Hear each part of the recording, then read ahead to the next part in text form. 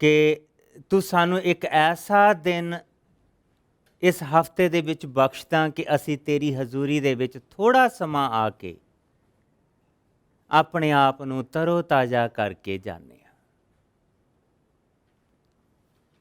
ਸਾਰੇ ਦਿਨ ਦੀ ਥਕਾਵਟ, ਸਾਰੇ ਹਫ਼ਤੇ ਦੀ ਥਕਾਵਟ ਤੇਰੇ ਚਰਨਾਂ ਦੇ ਵਿੱਚ ਰੱਖ ਜਾਂਦੇ ਹਾਂ ਔਰ ਤੇਰੇ ਘਰ ਤੋਂ ਇੱਕ ਨਵੀਂ ਤਾਜ਼ਗੀ, ਨਵੀਂ ਤਾਕਤ, ਨਵੀਂ ਹਜ਼ੂਰੀ, ਨਵੀਂ ਪਵਿੱਤਰ ਆਤਮਾ ਔਰ ਤੇਰੀ ਨਵੀਂ ਸੁਗੰਧ ਤੇਰੇ ਘਰ ਤੋਂ ਲੈ ਕੇ ਜਾਂਦੇ ਹਾਂ।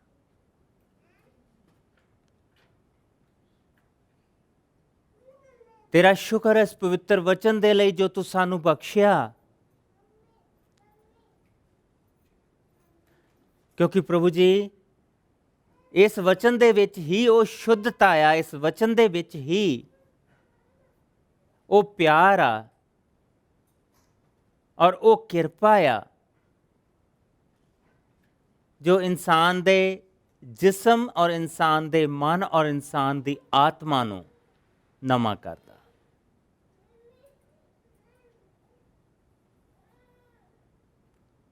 हे ट्रायऊन परमेश्वर, बाप, बेटा, पवित्र आत्मा, ਅਸੀਂ ਆਪਣੇ ਆਪ ਨੂੰ ਤੇਰੀ ਹਜ਼ੂਰੀ ਦੇ ਵਿੱਚ ਲੈ ਕੇ ਆਉਂਦੇ ਹਾਂ। ਆਪਣੀ ਪਵਿੱਤਰ ਆਤਮਾ ਦੇ ਨਾਲ ਸਿਖਾਈ ਔਰ ਆਪਣੇ ਬੇਟੇ ਦਾ ਸਾਥ ਬਖਸ਼ੀ ਔਰ ਸਵਰਗ ਤੋਂ ਆਪਣਾ ਵਚਨ ਭੇਜੀ। ਮਸੀਹ ਯਸੂ ਦੇ ਮਿੱਠੇ ਔਰ ਪਿਆਰੇ ਨਾਮ ਦੇ ਵਿੱਚ ਮੰਗਦੇ ਔਰ ਸਾਰੀ ਸੰਗਤ ਕਹੇ ਆਮੀਨ। ਪ੍ਰਭੂ ਦੇ ਵਚਨ ਦੇ ਵਿੱਚੋਂ ਇਹਨਾਂ ਦਿਨਾਂ ਦੇ ਵਿੱਚ ਅਸੀਂ ਜੋ ਭਾਰ ਔਰ ਬੋਝ ਦੇ ਥੱਲੇ ਦੱਬੇ ਹੋਏ ਲੋਕ ਹਾਂ, ਜੋ ਅਸੀਂ ਥੱਕੇ ਹੋਏ ਲੋਕ ਹਾਂ, ਕਿਉਂਕਿ ਅਸੀਂ ਉਸ ਸਮੇਂ ਦੇ ਵਿੱਚ ਜੀ ਰਹੇ ਹਾਂ ਜਿੱਥੇ ਕੋਈ ਵੀ ਇਨਸਾਨ ਇਹ ਕਹਿ ਨਹੀਂ ਸਕਦਾ ਕਿ ਮੇਰੇ 'ਤੇ ਕੋਈ ਬੋਝ ਹੈ ਨਹੀਂ, ਮੈਂ ਆਜ਼ਾਦ ਹਾਂ, ਮੈਂ ਬਿਲਕੁਲ ਫਰੀ ਹਾਂ। ਅਗਰ ਕੋਈ ਕਹਿ ਰਿਹਾ ਤਾਂ 10 ਮਿੰਟ ਅਗਰ ਤੁਸੀਂ ਉਸ ਦੇ ਨਾਲ ਬੈਠ ਲੈਂਦੇ ਆ ਤਾਂ ਉਸ ਤੋਂ ਬਾਅਦ ਤੁਹਾਨੂੰ ਹੌਲੀ ਹੌਲੀ ਪਤਾ ਲੱਗਣ ਲੱਗ ਪੈਂਦਾ ਕਿ ਨਹੀਂ ਬਈ ਇਹ ਤਾਂ ਮੇਰੇ ਤੋਂ ਵੀ ਬੁਰੀ ਤਰ੍ਹਾਂ ਦੇ ਨਾਲ ਜਕੜਿਆ ਆ। ਜੇ ਇਹ ਇੱਕ ਚੀਜ਼ ਦੇ ਨਾਲ ਨਹੀਂ ਜਕੜਿਆ ਤੇ ਇਸ ਨੂੰ ਕਿਸੇ ਦੂਸਰੀ ਚੀਜ਼ ਨੇ ਜਕੜਿਆ ਆ। ਜੇ ਇਹਦੇ 'ਤੇ ਇੱਕ ਬੋਝ ਨਹੀਂ ਤੇ ਇੱਥੇ ਇੱਕ ਦੂਸਰੀ ਕਿਸਮ ਦਾ ਬੋਝ ਆ ਜਿਸ ਦੇ ਨਾਲ ਜਿਸਨੇ ਇਸ ਨੂੰ ਫੜਿਆ ਆ, ਆਪਣੇ ਗ੍ਰਿਪ ਦੇ ਵਿੱਚ ਲਿਆ ਆ। ਇਜ਼ ਨਾਟ ਫਰੀ, ਆਜ਼ਾਦ ਨਹੀਂ। ਔਰ ਪਿਛਲੇ ਹਫ਼ਤੇ ਅਸੀਂ ਇਹ ਦੇਖਿਆ ਸੀਗਾ, ਅਸੀਂ ਵਚਨ ਦੇ ਵਿੱਚੋਂ ਜਿਸ ਵੇਲੇ ਗੁਜ਼ਰ ਰਹੇ ਸੀਗੇ, ਅਸੀਂ 11ਵੇਂ ਭਾਵ ਦੇ ਵਿੱਚੋਂ ਦੀ, ਮੱਤੀ ਦੇ 11ਵੇਂ ਭਾਵ ਦੇ ਵਿੱਚ ਦੀ ਗੁਜ਼ਰਦੇ ਪਏ ਸੀਗੇ ਔਰ ਉਸ ਦੇ ਵਿੱਚੋਂ ਅਸੀਂ ਪ੍ਰਭੂ ਯਿਸੂ ਨੂੰ ਦੇਖਿਆ ਕਿ ਉਹ ਕਿਸ ਤਰ੍ਹਾਂ ਦੇ ਲੋਕਾਂ ਦੇ ਵਿੱਚ ਦੀ ਗੁਜ਼ਰਦੇ ਜਾ ਰਹੇ ਆ। ਕੁਛ ਇੱਕ ਚੀਜ਼ਾਂ ਉਹ ਇਸ ਕਰਕੇ ਕਹਿ ਰਹੇ ਆ ਕਿ ਜਿਹੜੇ ਉੱਥੇ ਦੇ ਫਰੀਸੀ, ਸਦੂਕੀ ਔਰ ਉੱਥੇ ਦੇ ਧਰਮ ਗ੍ਰੰਥੀ ਆ, ਜਿਸ ਵੇਲੇ ਉਹ ਉਹਨਾਂ ਨੂੰ ਸੁਣ ਤੇ ਉਹ ਕਹਿਣਗੇ ਇਹ ਠੀਕ ਕਹਿੰਦਾ, ਇੱਦਾਂ ਹੀ ਹੋਣੀ ਚਾਹੀਦੀ ਆ। ਲੇਕਿਨ ਜਿਸ ਵੇਲੇ ਉਹ ਉਸੇ ਚੀਜ਼ ਨੂੰ ਪ੍ਰਭੂ ਯਿਸੂ ਮਸੀਹ ਕਨਵਰਟ ਕਰਦੇ ਆ ਔਰ ਉਸੇ ਚੀਜ਼ ਨੂੰ ਉਹ ਬਦਲਦੇ, ਉਸ ਦਾ ਐਂਗਲ ਬਦਲਦੇ, ਤਾਂ ਕਹਿੰਦਾ ਇਹ ਚੀਜ਼ ਇਹ ਕਿੱਦਾਂ ਕਹਿ ਸਕਦਾ, ਇਸ ਨੂੰ ਇਹ ਕਹਿਣ ਦਾ ਹੱਕ ਕਿਹਨੇ ਦਿੱਤਾ। ਜਿਸ ਲਈ ਪ੍ਰਭੂ ਯਿਸੂ ਮਸੀਹ ਉਹਨਾਂ ਦੇ ਸਾਹਮਣੇ ਉਹਨਾਂ ਦੇ ਅੱਗੇ ਲਾਨਤ ਦਾ ਸ਼ਬਦ ਲੈ ਕੇ ਆਉਂਦੇ ਤਾਂ ਬੜੇ ਧਰਮ ਗ੍ਰੰਥੀ ਬੜੇ ਖੁਸ਼ ਹੁੰਦੇ ਆ ਕਿ ਜੀ ਹਾਂ, ਇਹ ਵਾਕਈ ਇਹ ਲੋਕ ਇਹੋ ਹੀ ਡਿਜ਼ਰਵ ਕਰਦੇ ਆ। ਅਸੀਂ ਵਚਨ ਦੇ ਵਿੱਚੋਂ ਅਗਰ ਤੁਸੀਂ ਮੇਰੇ ਨਾਲ ਖੋਲ੍ਹੋ ਤੇ ਆਓ ਅਸੀਂ ਪ੍ਰਭੂ ਦੇ ਵਚਨ ਦੇ ਵਿੱਚ ਵਾਪਸ ਜਾਈਏ, ਕਿਉਂਕਿ ਅਸੀਂ ਅੱਜ 11ਵੇਂ ਚੈਪਟਰ ਨੂੰ ਖਤਮ ਕਰਕੇ ਤਾਂ ਅਸੀਂ 12ਵੇਂ ਚੈਪਟਰ 'ਚ, ਕਿਉਂਕਿ ਇਹ ਜਿਹੜੀ ਆਇਤ ਆ, ਜਿਹੜੀ ਇਹ ਮੱਤੀ ਦੀ, ਮੋਸਟਲੀ ਅਸੀਂ ਜਿਸ ਵੇਲੇ ਵੀ ਇਹ ਆਇਤ ਕਿਸੇ ਨੂੰ ਦੱਸਣੀ ਹੋਵੇ ਜਾਂ ਆਪਣੀ ਜਾਨ ਨੂੰ ਦੱਸਣੀ ਹੋਵੇ ਤਾਂ ਅਸੀਂ ਮੋਸਟਲੀ ਮੱਤੀ ਦਾ 11ਵਾਂ ਭਾਵ ਖੋਲ੍ਹ ਕੇ we just go from 11:28 to 30 and that's it. After that we don't touch it. But it continues. ਉਸ ਆਇਤ ਦਾ ਜਿਹੜਾ ਮਤਲਬ ਆ, ਜਿਹੜਾ ਉਸ ਦਾ ਅਸਲੀ ਮਤਲਬ ਆ, ਉਹ ਸਾਨੂੰ ਬਾਅਦ ਦੇ ਵਿੱਚ ਉਹ ਖੁੱਲ੍ਹਦਾ ਕਿ ਇਹ ਪ੍ਰਭੂ ਯਿਸੂ ਕੀ ਕਹਿ ਰਹੇ ਆ। ਇਹ ਨਹੀਂ ਕਿ ਇਹਨੂੰ ਮੈਂ ਕਿੱਦਾਂ ਸਮਝਦਾ ਪਿਆ, ਇਸ ਨੂੰ ਮੈਂ ਕਿੱਦਾਂ ਦੇਖਦਾ ਪਿਆ।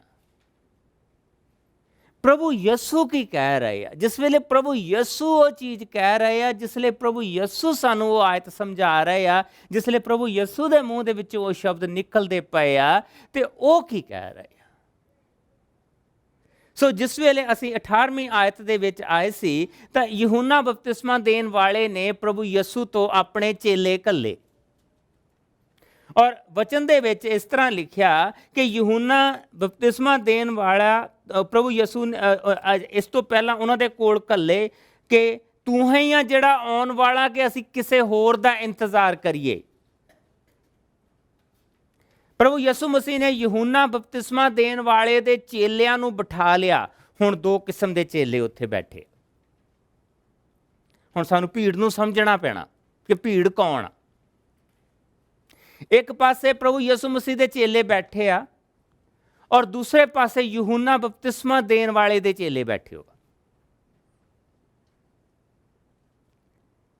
ਔਰ ਇਹ ਸਾਰੇ ਦੇ ਸਾਰੇ ਜਿਹੜੇ ਚੇਲੇ ਆ, ਤੁਸੀਂ ਅਗਰ ਇਹਦੇ ਪੰਜਾਬੀ ਵਾਲੇ ਪਾਸੇ ਵੱਲ ਨੂੰ ਦੇਖੋਗੇ ਤਾਂ ਉੱਥੇ ਇੱਕ ਨਿੱਕਾ ਜਿਹਾ ਮੈਪ ਆ, ਉੱਥੇ ਲਿਖਿਆ ਸੀ ਆਫ ਗੈਲੀਲੀ।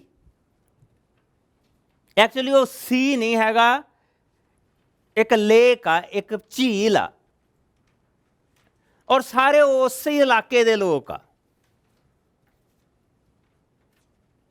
ਪ੍ਰਭੂ ਯਿਸੂ ਮਸੀਹ ਨੇ ਆਪਣੇ ਸਾਰੇ ਮਿਰਾਕਲ ਉਸ ਇਲਾਕੇ ਦੇ ਵਿੱਚ ਕੀਤੇ ਆ।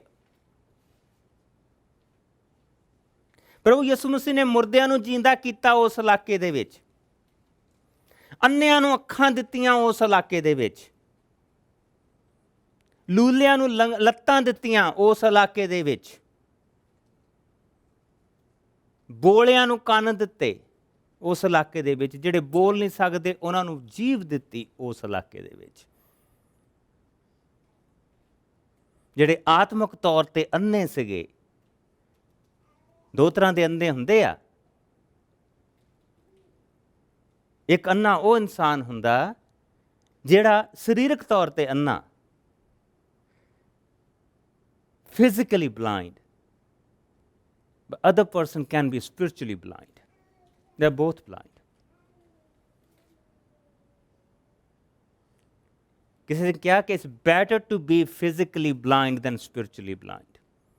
ਅਗਰ ਪ੍ਰਭੂ ਮੇਰੀਆਂ ਆਤਮਿਕ ਅੱਖਾਂ ਖੋਲ ਦੇਵੇ, ਮੇਰੀਆਂ ਆਹ ਅੱਖਾਂ ਲੈ ਵੀ ਲਵੇ, ਤਾਂ ਮੈਨੂੰ ਕੋਈ ਫਿਕਰ ਨਹੀਂ। ਕਿਸੇ ਬੰਦੇ ਨੇ ਇਹ ਚੀਜ਼ ਕਹੀ ਆ।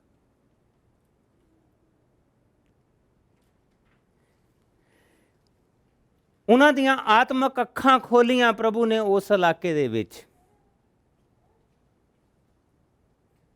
ਔਰ ਹੁਣ ਉਹ ਆ ਕੇ ਪ੍ਰਭੂ ਯਿਸੂ ਨੂੰ ਇਹ ਚੀਜ਼ ਪੁੱਛਦੇ ਪਏ ਕਿ ਯਹੂਨਾ ਬਪਤਿਸਮਾ ਦੇਣ ਵਾਲੇ ਨੇ ਤੈਨੂੰ ਇਹ ਸ਼ਬਦ ਘੱਲੇ ਆ ਕਿ ਤੂੰ ਹੀ ਆ। ਪ੍ਰਭੂ ਯਿਸੂ ਮਸੀਹ ਨੇ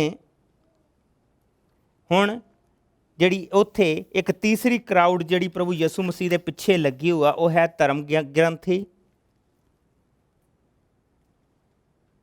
ਉਸ ਸਮੇਂ ਦੇ ਫਰੀਸੀ, ਸਦੂਕੀ, ਯਾਨੀ ਕਿ ਜਿਹੜੇ ਯਹੂਦੀਆਂ ਦੇ ਗੁਰਦੁਆਰੇ ਸੀਗੇ, ਯਹੂਦੀਆਂ ਦੇ ਮੰਦਰ ਸੀਗੇ, ਉਹਨਾਂ ਦੇ ਰਾਖੇ, ਉੱਥੇ ਧਰਮ ਸੁਣਾਉਣ ਵਾਲੇ, ਮੇਰੇ ਵਰਗੇ ਪ੍ਰਚਾਰਕ। ਤੀਜੀ ਕਰਾਊਡ ਉਹਦੇ ਪਿੱਛੇ ਲੱਗੀ ਹੋਆ ਕਿ ਦੇਖੀਏ ਬੋਲਦਾ ਕਿ ਗਲਤੀ ਕਿਹੜੀ ਕਰਦਾ, ਤੇ ਫਿਰ ਇਹਨੂੰ ਸੂਲੀ ਤੇ ਚੜਾਈਏ। ਸੋ ਮੇਰੇ ਵਰਗੇ ਵੀ ਉੱਥੇ ਇੱਕ ਤੀਜੀ ਕਰਾਊਡ ਉੱਥੇ ਹੋਰ ਵੀ ਆ, ਉਹ ਮੇਰੇ ਵਰਗਿਆਂ ਦੀ, ਜਿਨ੍ਹਾਂ ਨੂੰ ਪੁਰਾਣਾ ਨਿਯਮ ਆਉਂਦਾ ਆ, ਜਿਨ੍ਹਾਂ ਨੂੰ ਬਾਈਬਲ ਆਉਂਦੀ ਆ, ਜਿਹੜੇ ਯਿਸੂ ਦੇ ਪਿੱਛੇ ਇਸ ਕਰਕੇ ਲੱਗੇ ਹੋ ਕਿ ਗਲਤੀ ਕਰੇ। ਹੁਣ ਯਿਸੂ ਮਸੀਹ ਨਾਲ ਤਿੰਨਾਂ ਨੂੰ ਇਸ ਵੇਲੇ ਤਿੰਨਾਂ ਦੇ ਨਾਲ ਇਹ ਗੱਲਬਾਤ ਚੱਲਦੀ ਪਈ ਆ। ਦੇਖੋ ਕੀ ਕਹਿ ਰਹੇ ਆ। ਯਹੂਨਾ ਬਪਤਿਸਮਾ ਦੇਣ ਵਾਲਾ ਤੁਹਾਡੇ ਕੋਲ ਆਇਆ, ਉਹ ਨਾ ਰੋਟੀ ਖਾਂਦਾ ਅਤੇ ਨਾ ਹੀ ਦਾਖਸਾਰ ਪੀਂਦਾ ਸੀ, ਪਰ ਤੁਸੀਂ ਉਸ ਦੇ ਬਾਰੇ ਕਹਿੰਦੇ ਹੋ ਕਿ ਉਸ ਦੇ ਵਿੱਚ ਭੂਤ ਹੈ।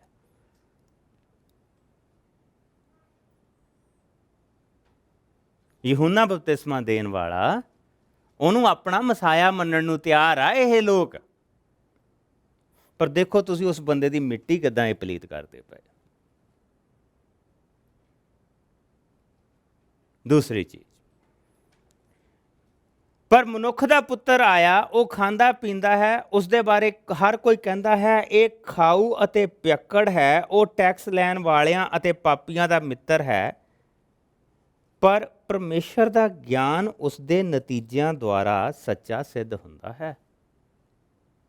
ਹੁਣ ਇਸ ਗੱਲ ਨੂੰ ਪ੍ਰਭੂ ਯਿਸੂ ਮਸੀਹ ਖੋਲਣਗੇ, ਜਿਹੜੀ ਉਹਨਾਂ ਨੇ ਕਹੀ ਆ ਕਿ ਜਿਹੜਾ ਪਰਮੇਸ਼ਰ ਦਾ ਗਿਆਨ ਆ ਉਸ ਦੇ ਨਤੀਜਿਆਂ ਦੇ ਦੁਆਰਾ ਸਿੱਧ ਹੁੰਦਾ ਹੈ। ਹੁਣ ਇਸ ਇੱਕ ਸੈਂਟੈਂਸ ਨੂੰ ਲੈ ਕੇ ਪ੍ਰਭੂ ਯਿਸੂ ਮਸੀਹ ਨੇ ਅੱਗੇ ਚੱਲਣਾ, ਔਰ ਸਾਡੀ ਮੇਰੀ ਜ਼ਿੰਦਗੀ ਦੇ ਲਈ ਇਹ ਆ ਕਿ ਜੇ ਮੈਨੂੰ ਪ੍ਰਭੂ ਦੇ ਵਚਨ ਦਾ ਗਿਆਨ ਹੈਗਾ ਤੇ ਉਹਦੇ ਨਤੀਜੇ ਕੀ ਆ। ਇਹ ਨਹੀਂ ਕਿ ਮੈਨੂੰ ਥੋੜਾ ਆ, ਇਹਨੂੰ ਜ਼ਿਆਦਾ ਆ, ਉਹਨੂੰ ਸੁਪਰ ਆ, ਇਹਨੂੰ ਬਿਲਕੁਲ ਨਹੀਂ। ਕੁਐਸਚਨ ਇਹ ਆ ਕਿ ਭਾਈ ਤੇਰੇ ਦੀਵੇ ਦੇ ਵਿੱਚ ਜਿਹੜਾ ਤੇਲ ਹੈਗਾ ਉਹ ਕਿੱਦਾਂ ਬਲਦਾ ਪਿਆ। ਹਾਊ ਇਟ ਇਜ਼, ਕਿਸ ਤਰ੍ਹਾਂ ਉਹ ਪ੍ਰਭੂ ਦੇ ਲਈ ਚੱਲਦਾ ਪਿਆ, ਕਿਸ ਤਰ੍ਹਾਂ ਤੇਰੇ ਆਪਣੇ ਘਰ ਦੀ ਜ਼ਿੰਦਗੀ ਦੇ ਵਿੱਚ ਚੱਲਦਾ ਪਿਆ, ਕਿਸ ਤਰ੍ਹਾਂ ਤੇਰੇ ਬੱਚਿਆਂ ਦੇ ਵਿੱਚ ਉਹ ਚੱਲਦਾ ਪਿਆ, ਕਿਸ ਤਰ੍ਹਾਂ ਤੇਰੇ ਭੈਣ ਭਰਾਵਾਂ ਦੇ ਵਿੱਚ ਚੱਲਦਾ ਪਿਆ। That is the main thing. ਇਹ ਉਹ ਚੀਜ਼ ਕਹਿ ਰਹੇ ਆ ਕਿ ਜੇ ਮੈਂ ਤੁਹਾਨੂੰ ਇਹ ਕਹਾਂ ਕਿ ਭਾਈ ਜੇ ਤੁਸੀਂ ਖੁਸ਼ ਹੋ ਜਾਣਾ, ਤੁਸੀਂ ਤਾਂ ਕਿਸੇ ਦੇ ਨਾਲ ਵੀ ਖੁਸ਼ ਹੈ ਨਹੀਂ ਗੇ। ਫਿਰ ਪ੍ਰਭੂ ਯਿਸੂ ਮਸੀਹ ਨੇ ਉਹਨਾਂ ਨੂੰ ਮਾੜਾ ਜਿਹਾ ਖੁਸ਼ ਕਰਨਾ ਚਾਹਿਆ ਕਿ ਹੁਣ ਦੇਖੀਏ ਇਹ ਬੋਲਦੇ ਕੀ ਆ। ਦੇਖੋ ਕੀ ਹੋਇਆ।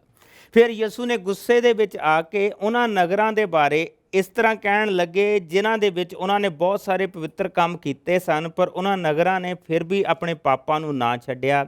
ਹੇ ਖੁਰਾਜ਼ੀਨ ਦੇ ਲੋਕੋ, ਹੇ ਬੈਤਸੈਦਾ ਦੇ ਲੋਕੋ, ਅਫਸੋਸ ਹੈ ਤੁਹਾਡੇ ਉੱਤੇ, ਕਿਉਂਕਿ ਜਿਹੜੇ ਅਨੋਖੇ ਕੰਮ ਤੁਹਾਡੇ ਸਾਹਮਣੇ ਕੀਤੇ ਗਏ ਹਨ, ਜੇਕਰ ਉਹੀ ਸੂਰ ਅਤੇ ਸੈਦਾ ਦੇ ਲੋਕਾਂ ਦੇ ਸਾਹਮਣੇ ਕੀਤੇ ਜਾਂਦੇ ਤਾਂ ਉਹ ਬਹੁਤ ਚਿਰ ਪਹਿਲਾਂ ਟਾਟ ਪਹਿਨ ਕੇ ਸੁਆਹ ਮਲ ਕੇ ਆਪਣੇ ਬੁਰੇ ਕੰਮਾਂ ਨੂੰ ਛੱਡ ਚੁੱਕੇ ਹੁੰਦੇ। ਇਹ ਯਾਦ ਰੱਖੋ, ਪਰਮੇਸ਼ਰ ਦੇ ਨਿਆਂ ਵਾਲੇ ਦਿਨ ਤੁਹਾਡੀ ਬਜਾਏ ਸੂਰ ਅਤੇ ਸੈਦਾ ਦੇ ਲੋਕਾਂ ਉੱਤੇ ਬਹੁਤੀ ਦਇਆ ਕਰੇਗਾ। ਹੇ ਕਫਰਨਹੂਮ ਦੇ ਲੋਕੋ, ਕੀ ਤੁਸੀਂ ਸਵਰਗ ਤੇ ਉੱਤੇ ਚੁੱਕੇ ਜਾਓਗੇ? ਨਹੀਂ, ਪਤਾਲ ਦੇ ਵਿੱਚ ਸੁੱਟੇ ਕੀ ਜਾਓਗੇ। ਕਿਉਂਕਿ ਜੋ ਅਨੋਖੇ ਕੰਮ ਤੁਹਾਡੇ ਵਿੱਚ ਕੀਤੇ ਗਏ ਸਨ, ਜੇਕਰ ਇਹੀ ਸਦੂਮ ਦੇ ਨਗਰ ਦੇ ਵਿੱਚ ਕੀਤੇ ਜਾਂਦੇ ਤਾਂ ਉਹ ਅੱਜ ਤੱਕ ਕਾਇਮ ਰਹਿੰਦਾ। ਇਸ ਲਈ ਇਹ ਯਾਦ ਰੱਖੋ, ਪਰਮੇਸ਼ਰ ਦੇ ਨਿਆਂ ਵਾਲੇ ਦਿਨ ਤੁਹਾਡੀ ਬਜਾਏ ਸਦੂਮ ਨਗਰ ਉੱਤੇ ਬਹੁਤੀ ਦਇਆ ਕਰੇਗਾ। ਉਸ ਦਿਨ ਪਰਮੇਸ਼ਰ ਉਸ ਨਗਰ ਦੇ ਉੱਤੇ ਬਹੁਤੀ ਦਇਆ ਕਰੇਗਾ, ਸਦੂਮ ਦੇ ਉੱਤੇ ਬਹੁਤੀ ਦਇਆ ਕਰੇਗਾ। ਇਹ ਜਿਹੜੀਆਂ ਚੀਜ਼ਾਂ ਆ, ਅਗਰ ਤੁਸੀਂ ਦੇਖੋ ਤਾਂ ਉਸੇ ਹੀ ਲੇਕ ਦੇ ਆਲੇ ਦੁਆਲੇ ਦੇ ਸ਼ਹਿਰ ਆ ਜਿੱਥੇ ਪ੍ਰਭੂ ਇਹ ਕੰਮ ਕਰਦਾ ਪਿਆ। ਖੁਰਾਜ਼ੀਨ ਦੇ ਲੋਕ, ਸਾਰੇ ਲੋਕ ਕਿਸ ਇਲਾਕੇ ਦੇ ਲੋਕ ਆ? ਵਿਚਾਰੇ ਅਨਪੜ੍ਹ ਲੋਕ ਆ। ਇਹ ਜਿਹੜੇ ਇਲਾਕੇ ਆ, ਇਹ ਤੁਸੀਂ ਇਹ ਕਹਿ ਲਓ ਕਿ ਸਾਰੇ ਇਜ਼ਰਾਈਲ ਦਾ ਗਰਬੇਜ ਆ। ਇਹ ਉਹ ਇਲਾਕਾ ਜਿਨ੍ਹਾਂ ਨੂੰ ਕੋਈ ਨਹੀਂ ਪੁੱਛਦਾ, ਜਿੱਥੇ ਕੋਈ ਨਹੀਂ ਜਾਂਦਾ, ਜਿੱਥੇ ਕੋਈ ਸਕੂਲ ਨਹੀਂ ਖੋਲ੍ਹਦਾ, ਜਿੱਥੇ ਕੋਈ ਕੁਛ ਨਹੀਂ ਕਰਦਾ। ਇੱਥੇ ਤੱਕ ਕਿ ਸੋਲੋਮਨ ਨੂੰ ਵੀ ਇਹ ਇਲਾਕਾ ਇੰਨਾ ਭੈੜਾ ਲੱਗਦਾ ਸੀ ਕਿ ਉਹਨੇ ਵੀ ਇੱਕ ਕੰਮ ਕੀਤਾ। ਅਗਰ ਤੁਸੀਂ ਆਪਣੇ ਸੱਜੇ ਪਾਸੇ ਦੀ ਇਹ ਦੂਸਰੀ ਆਇਤ ਦੇਖੋ, ਇਹ ਪਹਿਲਾ ਰਾਜਾ 9ਵਾਂ ਭਾਵ ਉਸ ਦੀ 9 ਤੋਂ 11 ਆਇਤ ਤੱਕ ਮੈਂ ਇਹ ਲਈ ਆ। 10ਵੀਂ ਆਇਤ ਤੋਂ ਆ ਇੱਧਰਲੇ ਪਾਸੇ, 1 Kings ਚੈਪਟਰ 9 ਵਰਸ 10, 10ਵੀਂ ਆਇਤ ਤੋਂ ਦੇਖੋ। ਵਚਨ ਦੇ ਵਿੱਚ ਇਸ ਤਰ੍ਹਾਂ ਲਿਖਿਆ ਕਿ ਮੰਦਰ ਤੇ ਮਹਿਲ ਬਣਾਉਣ ਦੇ ਵਿੱਚ ਸੂਲੇਮਾਨ ਨੂੰ 20 ਸਾਲ ਲੱਗੇ। ਸੂਰ ਦੇ ਰਾਜਾ ਨੇ ਇਸ ਕੰਮ ਦੇ ਲਈ ਜਿਨ੍ਹਾਂ ਨੂੰ ਸੂਲੇਮਾਨ ਨੇ ਚਾਹਿਆ ਦਿਆਰ, ਚੀਲ ਅਤੇ ਸੋਨਾ ਦਿੱਤਾ। ਬਦਲੇ ਵਿੱਚ ਸੂਲੇਮਾਨ ਨੇ ਉਸ ਨੂੰ ਗਲੀਲ ਦੇ 20 ਨਗਰ ਦਿੱਤੇ। ਪਰ ਹਿਰਾਮ ਜਦੋਂ ਉਹਨਾਂ ਨਗਰਾਂ ਨੂੰ ਦੇਖਣ ਗਿਆ ਤਾਂ ਉਸ ਨੂੰ ਚੰਗੇ ਨਾ ਲੱਗੇ। ਸੋ ਹਿਰਾਮ ਨੇ ਸੂਲੇਮਾਨ ਨੂੰ ਕਿਹਾ, ਭਰਾ ਤੂੰ ਆਪਣੇ ਦਿੱਤੇ ਨਗਰਾਂ ਨੂੰ ਦੇਖ ਕਿ ਇਹ ਕਿਸ ਤਰ੍ਹਾਂ ਦੇ ਹਨ। ਇਸੇ ਕਾਰਨ ਉਹਨਾਂ ਨਗਰਾਂ ਦਾ ਅੱਜ ਤੱਕ ਨਾ ਕਬੂਲ ਪੈ ਗਿਆ। ਹੀਰਾਮ ਨੇ ਸੁਲੇਮਾਨ ਦੇ ਕੋਲ 4000 ਕਿਲੋ ਸੋਨੇ ਤੋਂ ਵੀ ਵੱਧ ਸੋਨਾ ਘੱਲਿਆ ਸੀ। 2 ਰੱਤੀਆਂ ਸਾਡੇ ਕੋਲ ਸੋਨਾ ਹੁੰਦਾ ਤੇ ਬੈਂਕ ਦੇ ਵਿੱਚ ਜਾ ਕੇ ਅਕਾਊਂਟ ਖੁਲਾ ਲਈਦਾ ਰੱਖਣ ਨੂੰ।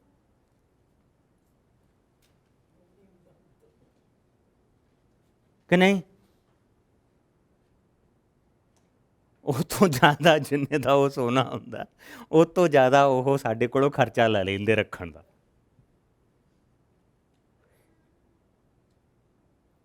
20,000 ਕਿਲੋ ਸੋਨਾ ਘੱਲਿਆ ਉਹਨੇ, ਤੇ ਸੁਲੇਮਾਨ ਨੇ ਉਸਨੂੰ ਆਹਾ ਨਗਰ ਦਿੱਤੇ ਸੀਗੇ।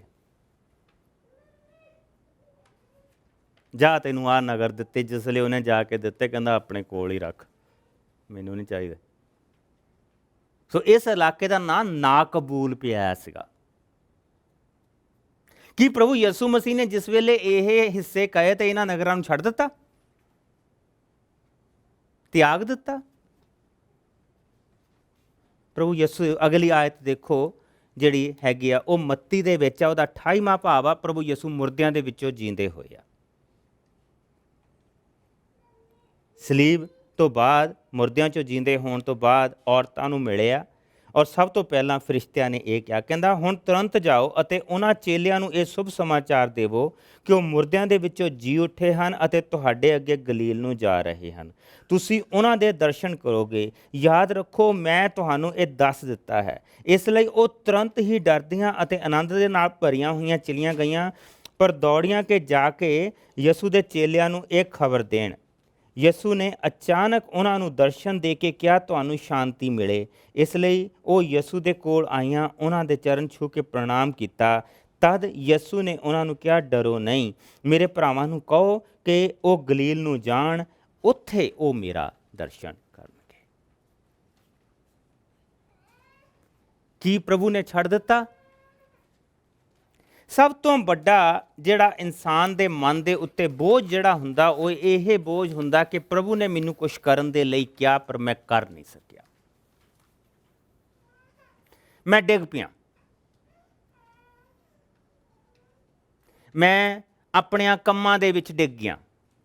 I slept from the Lord. That's the biggest inner shame. ਜਿਹੜੀ ਅੰਦਰ ਦੀ ਇਨਸਾਨ ਦੀ ਸਭ ਤੋਂ ਵੱਡੀ ਸ਼ਰਮ ਹੁੰਦੀ ਆ, ਉਹ ਇਹ ਹੁੰਦੀ ਆ, ਉਸ ਨੂੰ ਕੋਈ ਚੀਜ਼ ਕਵਰ ਨਹੀਂ ਕਰ ਸਕਦੀ। ਅਸੀਂ ਬਨਾਵਟੀ ਧਾਰਮਿਕਤਾ ਦਾ ਓੜਾ ਪਾ ਕੇ ਜੋ ਮਰਜ਼ੀ ਕਰਦੇ ਰਹੀਏ, it never relieve you that pain.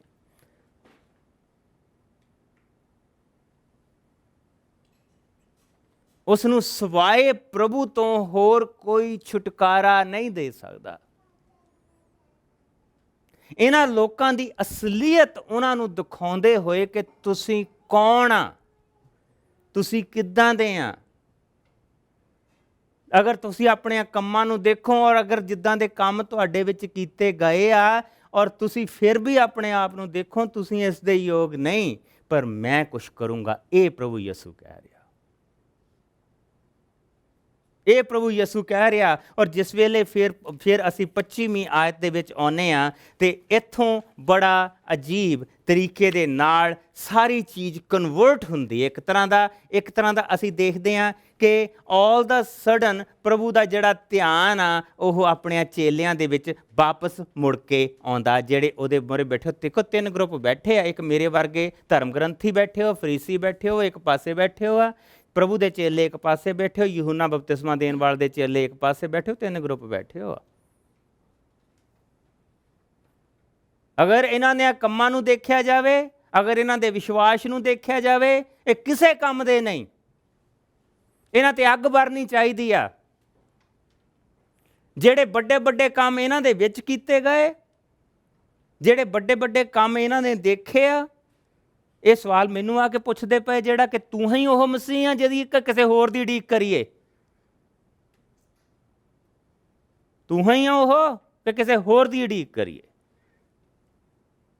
ਜਿਹੜਾ ਕੰਮ ਇਹਨਾਂ ਦੇ ਵਿੱਚ ਕੀਤੇ ਗਏ ਆ, ਜਿਹੜੇ ਕੰਮ ਇਹਨਾਂ ਨੇ ਦੇਖੇ ਆ, ਜਿਹੜਾ ਵਚਨ ਇਹਨਾਂ ਦੀਆਂ ਅੱਖਾਂ ਦੇ ਸਾਹਮਣੇ ਪੂਰਾ ਹੋਇਆ, ਤੇ ਇਹ ਸਾਰੇ ਨਰਕ ਦੇ ਵਿੱਚ ਜਾਣੇ ਚਾਹੀਦੇ ਆ। ਇਹਦੇ ਨਾਲੋਂ ਸਦੂਮ ਦੇ ਨਗਰਾਂ ਦੇ ਉੱਤੇ, ਗਮੋਰਾ ਦੇ ਨਗਰਾਂ ਦੇ ਉੱਤੇ ਪ੍ਰਭੂ ਜ਼ਿਆਦਾ ਦਇਆ ਕਰੇਗਾ ਜੇ ਇਹਨਾਂ ਦੇ ਕੰਮਾਂ ਨੂੰ ਦੇਖਿਆ ਜਾਏ। ਪਰ ਅਗਰ ਤੁਸੀਂ ਮੇਰੇ ਵੱਲ ਨੂੰ ਦੇਖੋ, ਅਗਰ ਮੇਰੇ ਵੱਲ ਨੂੰ ਦੇਖੋ, ਮੈਂ ਜੋ ਯਿਸੂ ਹਾਂ, ਤੁਸੀਂ ਯਿਸੂ ਦੇ ਰਾਹੀਂ ਦੇਖੋ, ਤਾਂ ਯਿਸੂ ਕਹਿੰਦਾ ਫਿਰ ਯਿਸੂ ਨੇ ਉਹਨਾਂ ਨੂੰ ਇਹ ਚੀਜ਼ ਕਹੀ। ਉਸੇ ਵੇਲੇ ਯਿਸੂ ਨੇ ਕਿਹਾ, ਹੇ ਪਿਤਾ, ਸਵਰਗ ਅਤੇ ਧਰਤੀ ਦੇ ਮਾਲਕ, ਮੈਂ ਤੈਨੂੰ ਧੰਨਵਾਦ ਦਿੰਦਾ ਹਾਂ ਕਿ ਤੂੰ ਇਹ ਭੇਤਾਂ ਨੂੰ ਬੁੱਧੀਮਾਨ ਅਤੇ ਗਿਆਨੀਆਂ ਦੇ ਕੋਲੋਂ ਇਹ ਭੇਤ ਬੁੱਧੀਮਾਨ ਅਤੇ ਗਿਆਨੀਆਂ ਦੇ ਕੋਲੋਂ ਗੁਪਤ ਰੱਖੇ ਅਤੇ ਉਹਨਾਂ ਹੀ ਭੇਤਾਂ ਨੂੰ ਸਧਾਰਨ ਲੋਕਾਂ ਤੇ ਪ੍ਰਗਟ ਕੀਤਾ ਹੈ। ਹੇ ਪਿਤਾ, ਤੈਨੂੰ ਇਹੋ ਹੀ ਚੰਗਾ ਲੱਗਾ। ਗਲੀਲ ਦੇ ਲੋਕ, ਜਿਨ੍ਹਾਂ ਦੇ ਉੱਤੇ ਐਡੇ ਵੱਡੇ ਵੱਡੇ ਸਵਰਗ ਦੇ ਜਿਹੜੇ ਭੇਤ ਆ, ਗਲੀਲ ਦੇ ਲੋਕਾਂ ਤੇ ਪ੍ਰਭੂ ਪ੍ਰਗਟ ਕਰਦਾ ਪਿਆ। People of Galilei, nobody wants them। Gift ਉਹਨਾਂ ਨੂੰ ਗਿਫਟ ਦੇ ਵਿੱਚ ਦਿੱਤਾ ਗਿਆ, ਕੋਈ ਗਿਫਟ 'ਚ ਨਹੀਂ ਉਹਨਾਂ ਨੂੰ ਲੈਣਾ ਮੰਗਦਾ।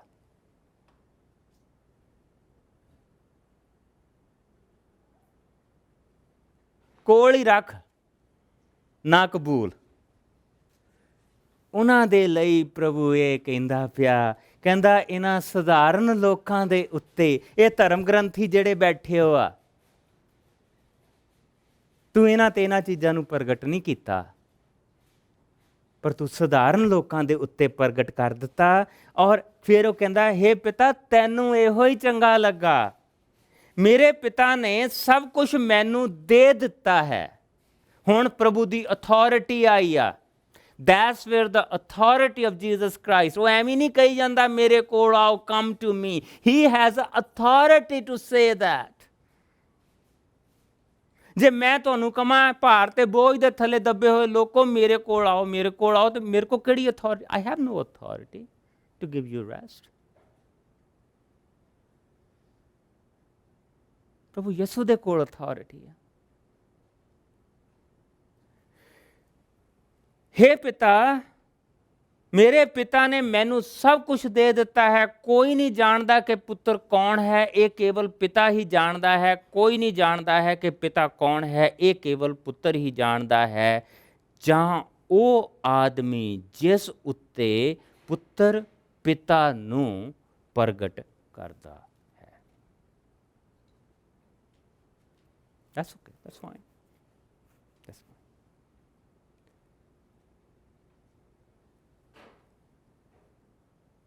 ਦੋ ਬੰਦਿਆਂ ਦੀ ਗੱਲ ਹੋ ਰਹੀ ਆ।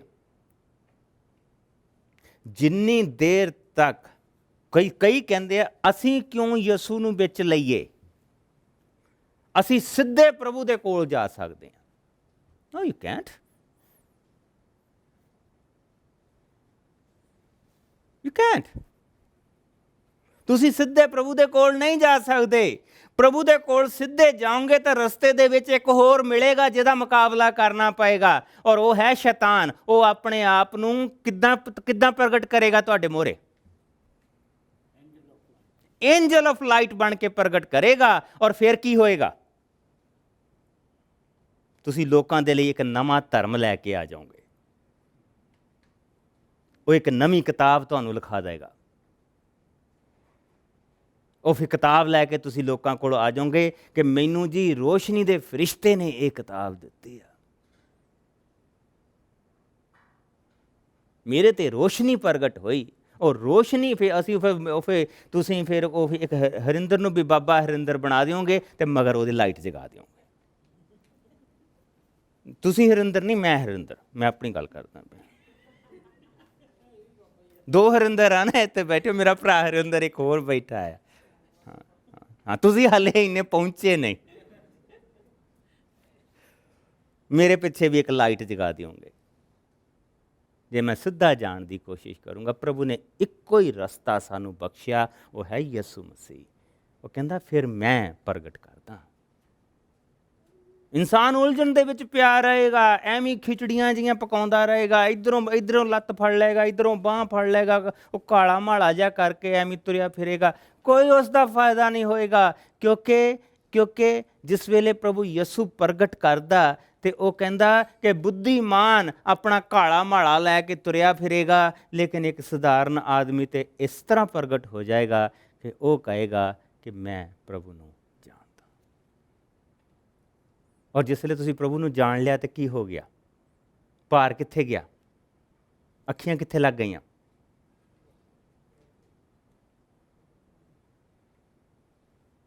ਪਹਾੜ ਦਿਸੇ ਉਸ ਤੋਂ ਬਾਅਦ? ਨੋ, ਕਿਉਂਕਿ ਅੱਖੀਆਂ ਜਿਹੜੀਆਂ ਸੀ ਉਹ ਪਹਾੜਾਂ ਤੋਂ ਹਟ ਕੇ ਉਹ ਪ੍ਰਭੂ ਤੇ ਲੱਗ ਗਈਆਂ। ਔਰ ਅਗਰ ਤੁਸੀਂ ਸਾਮ 121 ਪੜ੍ਹੋਗੇ, ਉਸ ਤੋਂ ਬਾਅਦ ਪਹਾੜਾਂ ਦੀ ਕੋਈ ਗੱਲ ਨਹੀਂ ਆਉਂਦੀ ਕਿ ਪਹਾੜ ਕਿੱਦਾਂ ਦੇ ਆ। ਪ੍ਰਭੂ ਦਾ ਸ਼ੁਕਰ ਆ, ਪ੍ਰਭੂ ਮੈਨੂੰ ਮਾਫ ਕਰੇ, ਇੱਕ ਵਾਰੀ ਮੈਨੂੰ ਸਰਮਨ ਸੁਣਨ ਦਾ ਮੌਕਾ ਮਿਲਿਆ। ਉਹ ਬੰਦੇ ਨੇ ਬੜਾ ਸੋਹਣਾ ਕਿਹਾ, ਮੈਂ ਆਪਣੀਆਂ ਅੱਖੀਆਂ ਪਹਾੜਾਂ ਦੇ ਵੱਲ ਲਾਉਂਦਾ ਹਾਂ, ਮੇਰੀ ਮਦਦ ਕਿੱਥੋਂ ਆਊਗੀ। ਉਸ ਬੰਦੇ ਨੇ 45 ਮਿੰਟ ਦਾ ਸਰਮਨ ਪਹਾੜਾਂ ਦੇ ਉੱਤੇ ਦਿੱਤਾ ਕਿ ਪਹਾੜ ਕਿੱਦਾਂ ਦੇ ਹੁੰਦੇ, ਜਦ ਕਿ ਪਹਾੜਾਂ ਦੀ ਗੱਲ ਹੀ ਨਹੀਂ ਹੋ ਰਹੀ, ਗੱਲ ਅੱਖੀਆਂ ਦੀ ਹੋ ਰਹੀ। ਉਹ ਕਹਿੰਦਾ ਮੈਂ ਸਧਾਰਨ ਲੋਕਾਂ ਦੀਆਂ ਅੱਖੀਆਂ ਖੋਲ ਦਊਂਗਾ, ਮੈਂ ਸਧਾਰਨ ਲੋਕਾਂ ਨੂੰ ਪ੍ਰਗਟ ਕਰ ਦਊਂਗਾ ਕਿ ਮੈਂ ਕੌਣ ਹਾਂ। ਤੇ ਸਧਾਰਨ ਬੰਦਾ ਫਿਰ ਇਹ ਚੀਜ਼ ਸਮਝ ਜਾਏਗਾ ਕਿ ਜਦ ਮੈਂ ਉਸ ਨੂੰ ਇਹ ਕਹਾਂਗਾ ਕਿ ਤੁਸੀਂ ਜਿਹੜੇ ਭਾਰ ਥੱਕੇ ਤੇ ਭਾਰ ਦੇ ਹੇਠਾਂ ਦੱਬੇ ਹੋ, ਮੇਰੇ ਕੋਲ ਆਓ, ਮੈਂ ਤੁਹਾਨੂੰ ਆਰਾਮ ਦਊਂਗਾ,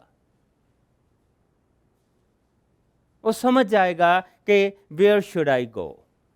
ਹੁਣ ਮੈਨੂੰ ਅਸੀਂ ਪਿਛਲੇ ਹਫਤੇ ਅਸੀਂ ਇਹ ਆਪਣੇ ਸਾਰੇ ਭਾਰ ਦੇਖੇ ਸੀਗੇ ਕਿ ਸਾਡੇ ਭਾਰ ਤੇ ਬੋਝ ਕਿਹੜੇ ਆ, ਸਾਡੀ ਕਿਹੜੀ ਵੀਰੀਨੈਸ ਆ, ਸਾਡੇ ਕਿਹੜੇ ਬਰਡਨਸ ਆ। ਔਰ ਇਹ ਦੱਸਿਆ ਗਿਆ ਸੀ ਕਿ ਸਿਕਨੈਸ, ਜੌਬ,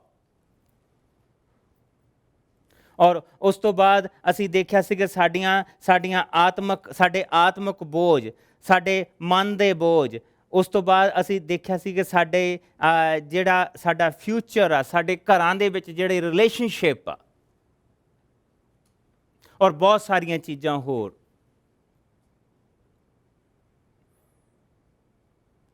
ਉਹ ਕਹਿੰਦਾ ਹੇ ਭਾਰ ਤੇ ਬੋਝ ਦੇ ਥੱਲੇ ਦੱਬੇ ਹੋਏ ਲੋਕੋ, ਮੇਰੇ ਕੋਲ ਆਓ, ਮੈਂ ਤੁਹਾਨੂੰ ਆਰਾਮ ਦੇਵਾਂਗਾ। ਮੇਰਾ ਜੂੜਾ ਲਓ ਅਤੇ ਆਪਣੇ ਉੱਤੇ ਰੱਖੋ, ਮੇਰੇ ਤੋਂ ਸਿੱਖੋ, ਮੇਰੇ ਤੋਂ ਸਿੱਖੋ। ਯੂਜਨ ਪੀਟਰਸਨ ਨੇ ਬੜੇ ਸੋਹਣੇ ਤਰੀਕੇ ਦੇ ਨਾਲ ਇਸ ਨੂੰ ਖੋਲ੍ਹਿਆ। ਜਿਸ ਵੇਲੇ ਉਹ ਕਹਿ ਰਿਹਾ, ਉਹ ਕਹਿੰਦਾ are you tired, worn out, burned out from religion?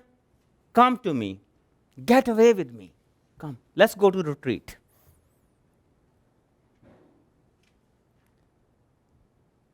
Get away with me. और फिर वो ये कह रहा, watch how I do it.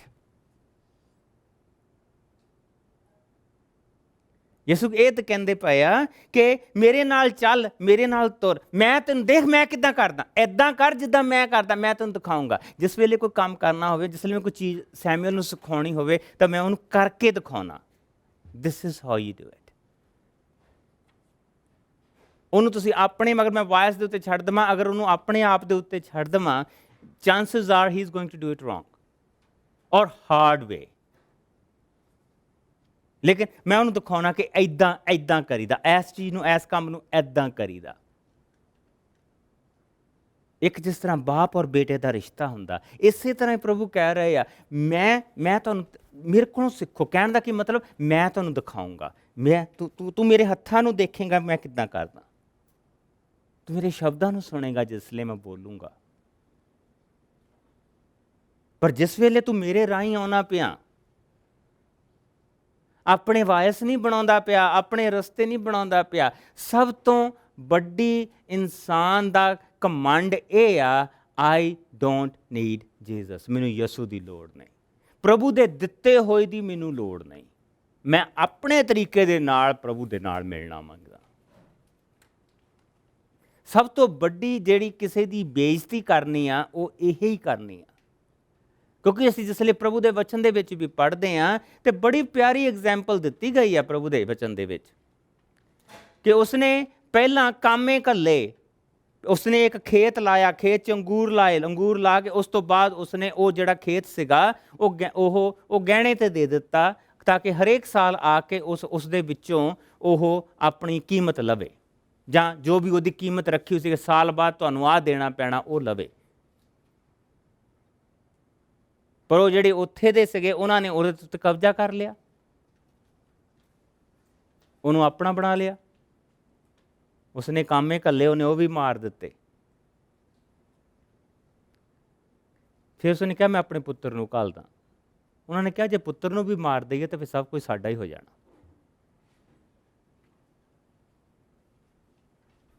That's exactly what we're trying to do. ਅਸੀਂ ਉਹਦੇ ਪੁੱਤਰ ਨੂੰ ਮਾਰਨ ਦੀ ਕੋਸ਼ਿਸ਼ ਕਰਦੇ ਹਾਂ। ਉਹ ਕਹਿੰਦਾ ਫਿਰ ਕੀ ਕਰੇਗਾ? ਕਹਿੰਦਾ ਉਹ ਆਏਗਾ, ਉਹਨਾਂ ਸਭ ਨੂੰ ਖਤਮ ਕਰੇਗਾ ਔਰ ਉਹ ਬਾਗ ਉਹ ਕਿਸੇ ਹੋਰ ਨੂੰ ਦੇ ਦੇਗਾ।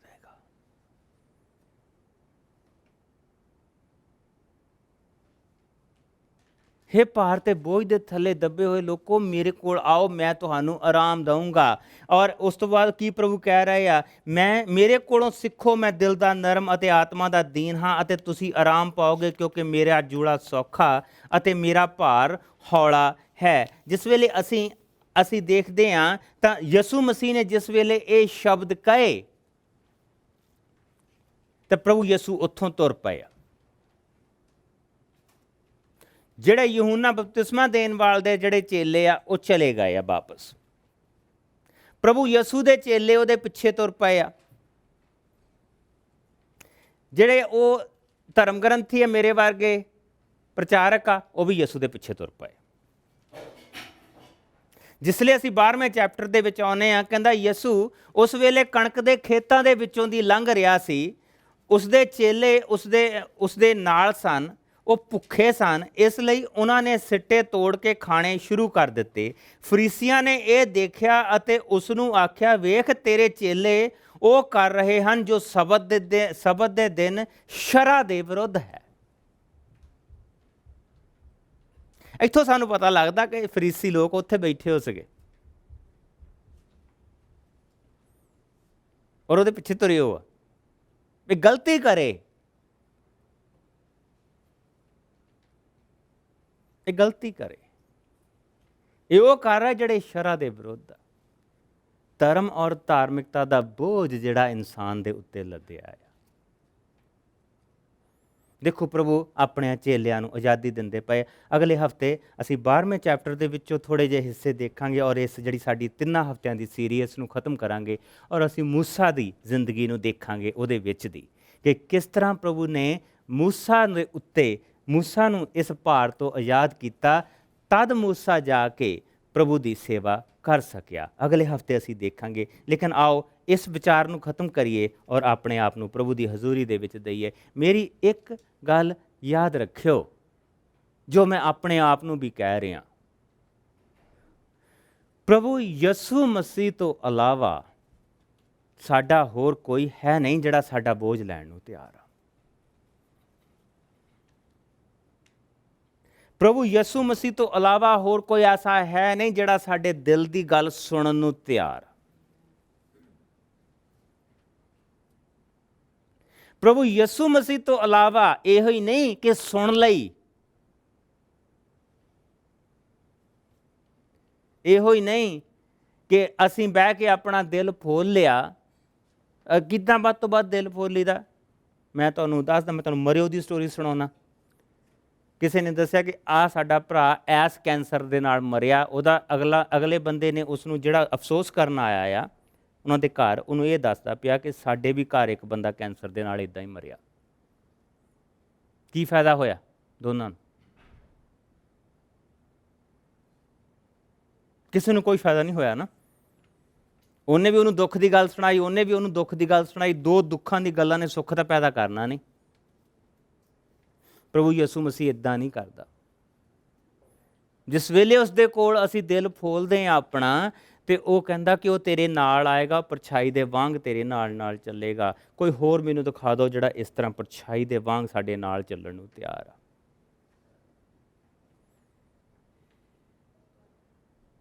ਉਹ ਮੇਰੇ ਸਿਰ ਤੇ ਚੜ੍ਹ ਕੇ ਨਹੀਂ ਚੱਲੇਗਾ। ਇਹ ਪ੍ਰਭੂ ਦੀ ਨਮਰਤਾ ਆ।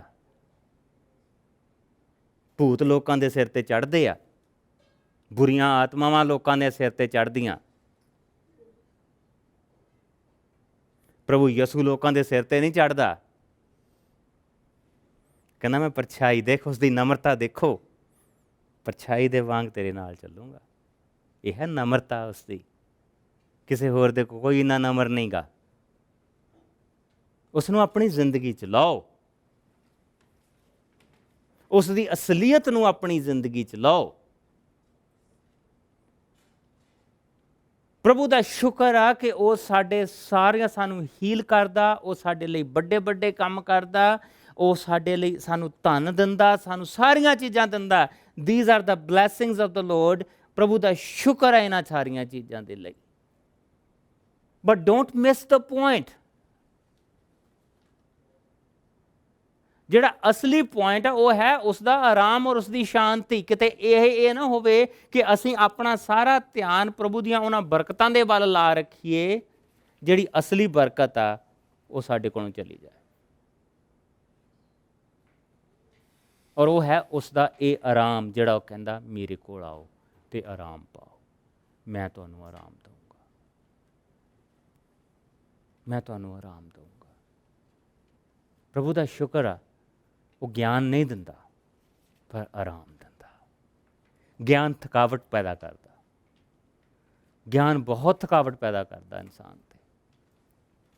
ਗਿਆਨ ਇਨਸਾਨ ਨੂੰ ਕੁਛ ਨਹੀਂ ਦਿੰਦਾ। ਗਿਆਨ ਦੇ ਵਿੱਚ ਮੁਕਤੀ ਨਹੀਂ। ਬਹੁਤ ਸਾਰੇ ਲੋਕ ਕਹਿੰਦੇ ਆ ਗਿਆਨ ਮਿਲ ਗਿਆ, ਅਗਰ ਗਿਆਨ ਮਿਲ ਜਾਵੇ ਇਨਸਾਨ ਨੂੰ ਤਾਂ ਉਸ ਦੀ ਮੁਕਤੀ ਹੋ ਗਈ। ਨੋ, ਗਿਆਨ ਇਨਸਾਨ ਨੂੰ ਸਿਰਫ ਇਹੋ ਹੀ ਚੀਜ਼ ਦੱਸ ਸਕਦਾ ਕਿ ਤੂੰ ਕਿੰਨਾ ਪਾਪੀ ਆ। ਗਿਆਨ ਆਉਣ ਤੋਂ ਪਹਿਲਾਂ ਮੈਨੂੰ ਇਹ ਚੀਜ਼ ਦਾ ਪਤਾ ਨਹੀਂ ਸੀ ਕਿ ਮੇਰੇ ਪਾਪ ਕਿਹੜੇ ਆ ਔਰ ਕਿੱਦਾਂ ਦੇ ਆ। ਗਿਆਨ ਇਨਸਾਨ ਨੂੰ ਮੁਕਤੀ ਨਹੀਂ ਦੇ ਸਕਦਾ। ਗਿਆਨ 'ਚ ਇੰਨੀ ਤਾਕਤ ਨਹੀਂ ਇਨਸਾਨ ਨੂੰ ਮੁਕਤੀ ਦੇ ਸਕੇ। ਪਹਿਲਾਂ ਮੈਨੂੰ ਗਿਆਨ ਸੀ ਕਿ ਮੇਰੇ ਗੋਡੇ ਦੇ ਵਿੱਚ ਦਰਦ ਹੁੰਦੀ ਆ।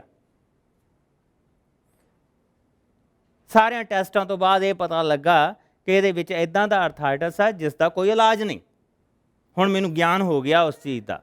ਕੀ ਫਾਇਦਾ ਹੋਇਆ? ਕੋਈ ਫਾਇਦਾ ਉਸ ਦਾ ਹੋਇਆ ਮੈਨੂੰ? ਗਿਆਨ 'ਚ ਮੁਕਤੀ ਨਹੀਂ। ਗਿਆਨ ਜਿਹੜਾ ਆ ਇਹ ਸਭ ਤੋਂ ਵੱਡਾ ਧੋਖਾ ਹੈ ਇਨਸਾਨ ਨੂੰ ਕਿ ਅਗਰ ਮੈਨੂੰ ਗਿਆਨ ਹੋ ਗਿਆ ਤਾਂ ਮੇਰੀ ਮੁਕਤੀ ਹੋ ਜਾਏਗੀ। ਨੋ, ਗਿਆਨ ਸਿਰਫ ਇਹੋ ਹੀ ਸਾਨੂੰ ਦੱਸਦਾ ਕਿ ਤੇਰਾ ਪਾਪ ਕਿੰਨਾ ਆ। ਉਹਦਾ ਇਲਾਜ ਨਹੀਂ ਗਿਆਨ ਦੇ ਕੋਲ। ਇਲਾਜ ਯਿਸੂ ਮਸੀਹ ਆ, ਆਰਾਮ ਯਿਸੂ ਮਸੀਹ ਆ, ਮੁਕਤੀ ਯਿਸੂ ਮਸੀਹ ਆ। ਹੇ ਭਾਰ ਤੇ ਬੋਝ ਦੇ ਥੱਲੇ ਦੱਬੇ ਹੋਏ ਲੋਕੋ, ਮੇਰੇ ਕੋਲ ਆਓ, ਮੈਂ ਤੁਹਾਨੂੰ ਆਰਾਮ ਦਊਂਗਾ। ਇਹ ਯਿਸੂ ਮਸੀਹ ਦਾ ਵਾਅਦਾ ਆ। ਆਓ ਆਪਣੇ ਆਪ ਨੂੰ ਪ੍ਰਭੂ ਦੇ ਹੱਥਾਂ ਦੇ ਵਿੱਚ ਦਈਏ। ਆਓ ਪ੍ਰਭੂ ਤੋਂ ਬਰਕਤ ਮੰਗੀਏ ਕਿ ਹੇ ਪ੍ਰਭੂ ਤੂੰ ਸਾਨੂੰ ਛੁਟਕਾਰਾ ਦੇ। ਅਗਲੇ ਹਫ਼ਤੇ ਅਸੀਂ ਇਸ 12ਵੇਂ ਚੈਪਟਰ ਨੂੰ ਫਿਨਿਸ਼ ਕਰਾਂਗੇ ਔਰ ਮੂਸਾ ਦੀ ਜ਼ਿੰਦਗੀ ਦੇ ਵਿੱਚ ਦੇਖਾਂਗੇ ਕਿ ਕਿਸ ਤਰ੍ਹਾਂ ਉਸਨੇ ਮੂਸਾ ਦੇ ਭਾਰ ਆਪਣੇ ਉੱਤੇ ਲਏ ਤੇ ਫਿਰ ਮੂਸਾ ਆਜ਼ਾਦ ਹੋ ਕੇ ਪ੍ਰਭੂ ਦੀ ਸੇਵਾ ਕਰ ਸਕਿਆ। ਅਗਲੇ ਹਫ਼ਤੇ ਦੇਖਾਂਗੇ।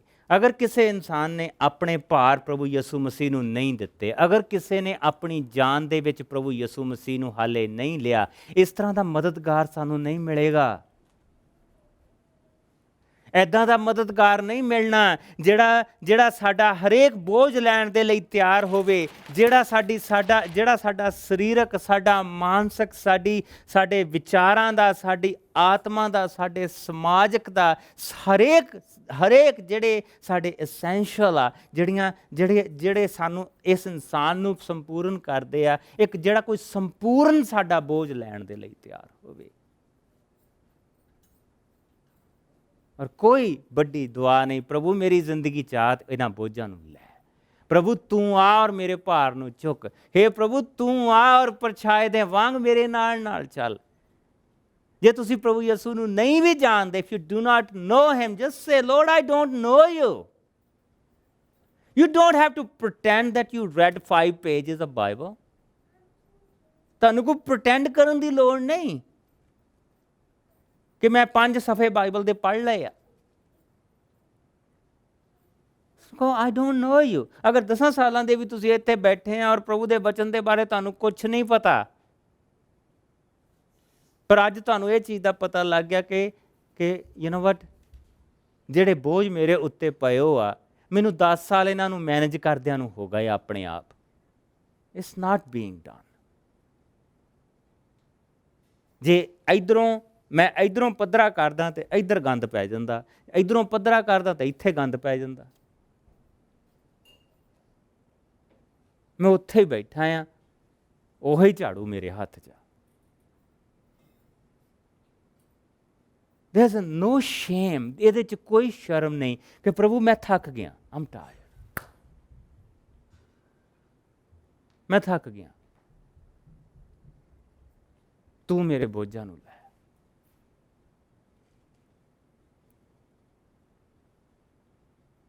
ਇਨਸਾਨ ਹੈ ਕੀ? ਵਚਨ ਕਹਿੰਦਾ ਜਦੋਂ ਤੋਲਿਆ ਗਿਆ ਤਾਂ ਪੱਤੇ ਤੋਂ ਵੀ ਹਲਕਾ ਨਿਕਲਿਆ,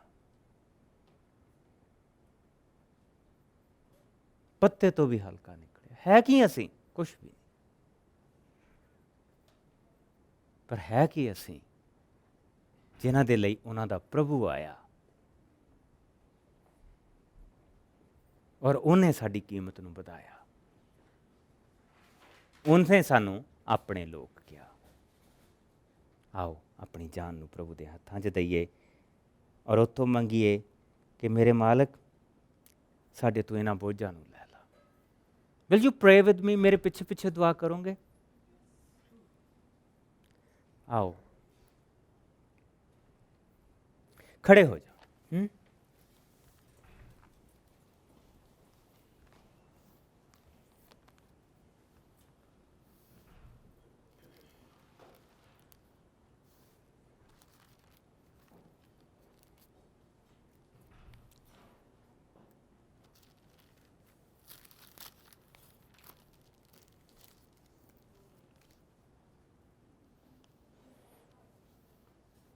ਅਗਰ ਤੁਸੀਂ ਆਪਣੇ ਬੋਝ ਪ੍ਰਭੂ ਦੇ ਹੱਥਾਂ ਦੇ ਵਿੱਚ ਦੇਣਾ ਮੰਗਦੇ ਆ ਤਾਂ ਜਿਹੜੀ ਦੁਆ ਪ੍ਰਭੂ ਨੇ ਸਾਨੂੰ ਕਰਨੀ ਸਿਖਾਈ ਆ, ਉਸ ਤੋਂ ਵਧੀਆ ਹੋਰ ਕੋਈ ਦੁਆ ਹੈ ਨਹੀਂ।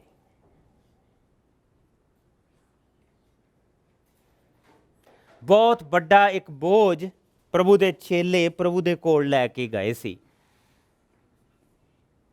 ਯਹੂਦੀ ਜੋ ਜਿਨ੍ਹਾਂ ਨੂੰ ਬਚਪਨ ਤੋਂ ਦੁਆ ਕਰਨੀ ਸਿਖਾਈ ਜਾਂਦੀ ਸੀ, ਜਿਨ੍ਹਾਂ ਨੂੰ ਪਤਾ ਸੀ ਕਿ ਸਵੇਰ ਦੀ ਦੁਆ ਆਹ ਇੱਦਾਂ ਕਰੀਦੀ ਆ, ਦੁਪਹਿਰ ਦੀ ਦੁਆ ਇੱਦਾਂ ਕਰੀਦੀ ਆ, ਰਾਤ ਦੀ ਦੁਆ ਇੱਦਾਂ ਕਰੀਦੀ ਆ, ਜਦ ਉਹ ਪ੍ਰਭੂ ਦੇ ਕੋਲ ਗਏ ਤਾਂ ਉਹਨਾਂ ਨੇ ਕਿਹਾ ਕਿ ਸਾਨੂੰ ਦੁਆ ਕਰਨੀ ਸਿਖਾ। ਤੇ ਪ੍ਰਭੂ ਨੇ ਉਹਨਾਂ ਨੂੰ ਇਸ ਤਰ੍ਹਾਂ ਦੁਆ ਕਰਨੀ ਸਿਖਾਈ ਜਿਸ ਦੇ ਵਿੱਚ ਇਹ ਸਾਰਾ ਹਿੱਸਾ ਛੁਪਿਆ ਆ। ਇਹ ਜੋ ਕੁਛ ਅਸੀਂ ਅੱਜ ਪੜ੍ਹਿਆ, ਜੋ ਕੁਛ ਅਸੀਂ ਦੇਖਿਆ, ਜੋ ਕੁਛ ਪ੍ਰਭੂ ਨੇ ਸਾਨੂੰ ਦੱਸਿਆ, ਜੋ ਵਿਚਾਰ ਜਾਂ ਮੇਰੇ ਆਪਣੇ ਵੀ ਸੀ, ਇਹ ਸਾਰੀਆਂ ਚੀਜ਼ਾਂ ਇਸ ਦੁਆ ਦੇ ਵਿੱਚ ਛੁਪੀਆਂ ਆ। ਕਿਉਂਕਿ ਇਹ ਦੁਆ ਪਖੰਡ ਨੂੰ ਨਿੰਦਦੀ ਆ।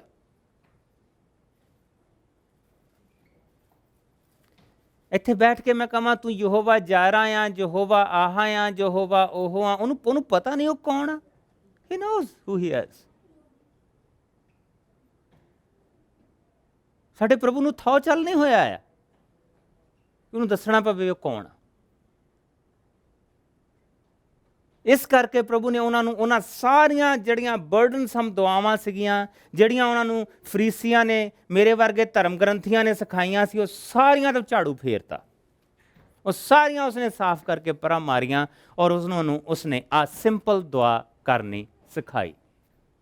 ਮੈਂ ਇਸ ਦੁਆ ਦੇ ਬਾਰੇ ਥੋੜ੍ਹਾ ਜਿਹਾ ਪੜ੍ਹੂੰਗਾ ਔਰ ਜਿਸ ਵੇਲੇ ਮੈਂ ਦੁਆ ਕਰਨੀ ਸ਼ੁਰੂ ਕਰੂੰਗਾ ਫਿਰ ਮੈਂ ਸਟਾਪ ਕਰੂੰਗਾ। ਤੁਸੀਂ ਮੇਰੇ ਪਿੱਛੇ ਪਿੱਛੇ ਇਸ ਦੁਆ ਨੂੰ ਕਰਿਓ।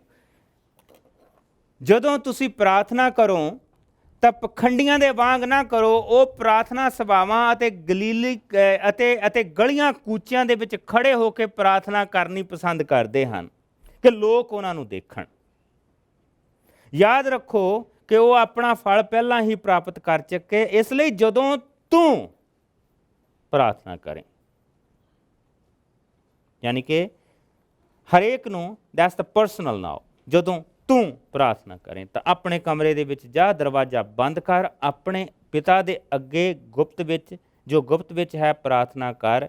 ਇਸ ਤੇ ਤੇਰਾ ਪਿਤਾ ਜੋ ਗੁਪਤ ਗੱਲਾਂ ਨੂੰ ਜਾਣਨ ਵਾਲਾ ਹੈ ਤੈਨੂੰ ਫਲ ਦੇਵੇਗਾ। ਪ੍ਰਾਰਥਨਾ ਕਰਨ ਵੇਲੇ ਆਪਣੀ ਪ੍ਰਾਰਥਨਾ ਅੰਧ ਵਿਸ਼ਵਾਸੀਆਂ ਦੀ ਤਰ੍ਹਾਂ ਬਾਰ-ਬਾਰ ਇੱਕ ਹੀ ਗੱਲ ਨਾ ਕਰੋ, ਕਿਉਂਕਿ ਉਹ ਸੋਚਦੇ ਹਨ ਕਿ ਬਹੁਤ ਬੋਲਣ ਦੇ ਨਾਲ ਪਰਮੇਸ਼ਰ ਉਹਨਾਂ ਦੀ ਸੁਣ ਲਵੇਗਾ। ਉਹਨਾਂ ਦੀ ਤਰ੍ਹਾਂ ਨਾ ਬਣੋ, ਕਿਉਂਕਿ ਤੁਹਾਡਾ ਪਿਤਾ ਤੁਹਾਡੇ ਮੰਗਣ ਤੋਂ ਪਹਿਲਾਂ ਹੀ ਜਾਣਦਾ ਹੈ ਕਿ ਤੁਹਾਨੂੰ ਕਿਸ ਚੀਜ਼ ਦੀ ਲੋੜ ਹੈ। ਇਸ ਲਈ ਜਦੋਂ ਤੁਸੀਂ ਪ੍ਰਾਰਥਨਾ ਕਰੋ ਤਾਂ ਇਸ ਤਰ੍ਹਾਂ ਕਰੋ। ਹੇ ਪਿਤਾ, ਤੂੰ ਜੋ ਸਵਰਗ ਦੇ ਵਿੱਚ ਹੈ, ਤੇਰਾ ਨਾਮ ਪਵਿੱਤਰ ਮੰਨਿਆ ਜਾਏ, ਤੇਰਾ ਰਾਜ ਆਏ, ਤੇਰੀ ਇੱਛਾ ਜਿਸ ਤਰ੍ਹਾਂ ਸਵਰਗ ਦੇ ਵਿੱਚ ਪੂਰੀ ਹੁੰਦੀ ਹੈ, ਧਰਤੀ ਤੇ ਵੀ ਹੋਵੇ। ਸਾਡੀ ਅੱਜ ਦੀ ਰੋਟੀ ਸਾਨੂੰ ਦੇ, ਸਾਡੀਆਂ ਗਲਤੀਆਂ ਨੂੰ ਮਾਫ ਕਰ, ਜਿਸ ਤਰ੍ਹਾਂ ਅਸੀਂ ਆਪਣੇ ਗਲਤੀਆਂ ਕਰਨ ਵਾਲਿਆਂ ਨੂੰ ਮਾਫ ਕੀਤਾ ਹੈ। ਸਾਨੂੰ ਪਰਤਾਵੇ ਵਿੱਚ ਨਾ ਪੈਣ ਦੇ, ਸਗੋਂ ਬੁਰੇ ਤੋਂ ਬਚਾ, ਕਿਉਂਕਿ ਰਾਜ, ਸ਼ਕਤੀ ਅਤੇ ਮਹਿਮਾ ਸਦਾ ਤੇਰੇ ਹੀ ਹਨ। ਹੇ ਪਿਤਾ, ਅਗਰ ਮੈਂ ਕਿਸੇ ਨੂੰ ਮਾਫ ਕਰਨਾ ਤੇ ਮੈਨੂੰ ਮਾਫ ਕਰਨ ਦੀ ਤਾਕਤ ਦੇ। ਅਗਰ ਮੈਂ ਕਿਸੇ ਤੋਂ ਮਾਫੀ ਮੰਗਣੀ ਆ ਤੇ ਮੈਨੂੰ ਮਾਫੀ ਮੰਗਣ ਦੀ ਤਾਕਤ ਦੇ। ਇਹ ਮੈਂ ਤੇਰੇ ਕੋਲੋਂ ਮੰਗਦਾ। ਮੇਰੀ ਜਾਨ ਤੇ ਰਹਿਮ ਕਰ ਔਰ ਮੈਨੂੰ ਆਪਣਾ ਆਰਾਮ ਬਖਸ਼, ਪ੍ਰਭੂ ਯਿਸੂ ਦੇ ਨਾਮ 'ਚ, ਆਮੀਨ। ਪ੍ਰਭੂ ਜੀ, ਤੇਰਾ ਬਹੁਤ ਸ਼ੁਕਰ ਕਰਦੇ ਹਾਂ ਅੱਜ ਦੇ ਇਸ ਦਿਨ ਦੇ ਲਈ, ਤੇਰੀਆਂ ਬਰਕਤਾਂ ਦੇ ਲਈ, ਤੇਰੇ ਰਹਿਮ ਦੇ ਲਈ। ਤੂੰ ਆਪਣੇ ਬੱਚਿਆਂ ਦੇ ਨਾਲ ਹੁਣ ਬਣਿਆ ਰਹੀਂ। ਜਦ ਇਹ ਜਾਣ ਪ੍ਰਭੂ ਜੀ, ਹੇ ਬਾਪ, ਤੇਰੀ ਨਿਗਾਹਬਾਨੀ, ਬੇਟੇ ਦਾ ਸਾਥ ਔਰ ਪਵਿੱਤਰ ਆਤਮਾ ਦੀ ਭਰਪੂਰੀ ਇਹਨਾਂ ਦੇ ਨਾਲ ਨਾਲ ਜਾਏ। ਤੇਰੀਆਂ ਅੱਖੀਆਂ ਪ੍ਰਭੂ ਜੀ ਇਹਨਾਂ ਤੇ ਲੱਗੀਆਂ ਰਹਿਣ ਔਰ ਇਹਨਾਂ ਦੀਆਂ ਅੱਖੀਆਂ ਤੇਰੇ ਤੇ ਲੱਗੀਆਂ ਰਹਿਣ। ਯਿਸੂ ਦੇ ਨਾਮ ਦੇ ਵਿੱਚ ਮੰਗਦੇ ਹਾਂ ਔਰ ਸਾਰੀ ਸੰਗਤ ਕਹੇ।